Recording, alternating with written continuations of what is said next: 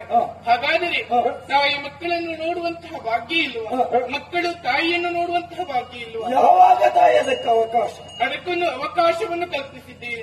ವರ್ಷಾವಧಿ ಜಾತ್ರೋತ್ಸವದ ಸಂದರ್ಭದಲ್ಲಿ ತಾಯಿ ಇತ್ತಂತಹ ಮಗುವಿನ ಮೇಲೆ ಆವೇಶ ಬಂದು ತಾಯಿ ಮಕ್ಕಳ ಭೇಟಿಯಾಗುತ್ತದೆ.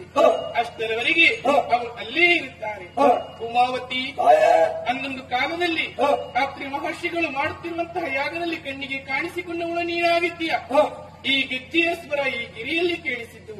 ಇದುವೇ ಏರಾಜ ಬರ್ಕಿ.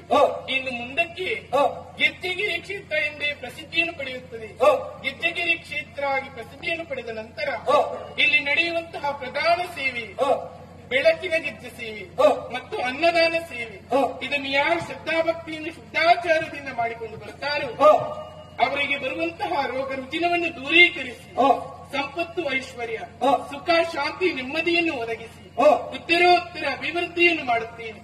ಸಂತಾನ ಭಾಗ್ಯ ಕಲ್ಯಾಣ ಭಾಗ್ಯದ ಅಪೇಕ್ಷೆಯನ್ನು ಇಟ್ಟುಕೊಂಡು ಭಕ್ತಿಯಿಂದ ನನ್ನ ಸೇವೆಯನ್ನು ಯಾರು ಮಾಡುತ್ತಾರೋ ಅವರ ಇಷ್ಟಾರ್ಥವನ್ನು ನೆರವೇರಿಸುತ್ತೇನೆ.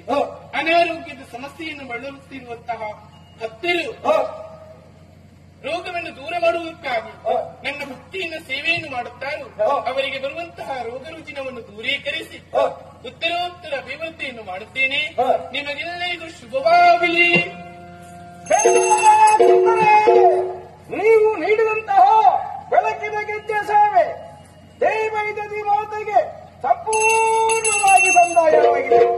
ಹಾಗೆ ಈ ಸ್ಥಳದಲ್ಲಿರುವಂತಹ ಬ್ರಹ್ಮ ವೈದ್ಯರುಗಳು ಹಾಗೂ ಗೆಜ್ಜೆಗಿರಿ ಕ್ಷೇತ್ರದ ಮಹಾಶಕ್ತಿಗಳು ನಿಮಗೆ ಆಯುಷ್ಯ ಆರೋಗ್ಯ ಸುಖ ಶಾಂತಿ ನೆಮ್ಮದಿ ಕೊಟ್ಟು ಕರುಣಿಸಲಿ ಎಂದು ಅರಸುತ್ತಾ ಕತೆಗೆ ಮಂಗಳವನ್ನು ಜಯ ನಮೋ ಮೂಲ ಶಕ್ತಿಯೇ ಜಯ ನಮೋಗೆ ಬೈದಿದೆ ಜಯ ನಮೋ ಧೂಮವತಿಯೇ ಜಯ ನಮೋ ಬಿರುವ ವೀರರೇ ಜಯ ನಮೋ ಗೆಜ್ಜೆಗಿರಿ ಮಲ್ಲಿಗೆ ಜಯ ಜಯ ಜಯ